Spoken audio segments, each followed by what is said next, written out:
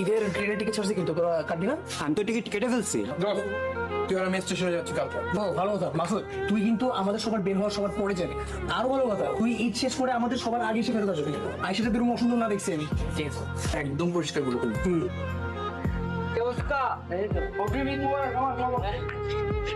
সাবধানে যাবেন মামা। তোমার ডেরাকো দিলে তোমার ঈদের বকশিস। হ্যাঁ, বাড়ি যাবো না আজকে? বাড়ি কিভাবে যাবো বলেন মামা? কেন?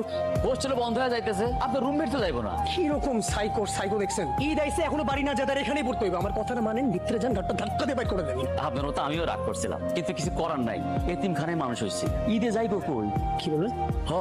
যাওয়ার জায়গা নাই। যখন মামার কাছে শুনে ছেলেটার কেউ নাই, ছেলেটা এতিম, তারপরে নিজে নিজেও খুবই কষ্ট পায়, তখনই ভাবে বন্ধুকে নিজের বাড়িতে নিয়ে যাব। তখনই বাসা চলে যায় বন্ধুকে নিজের সাথে নিজের বাড়িতে নিয়ে যাওয়ার জন্য।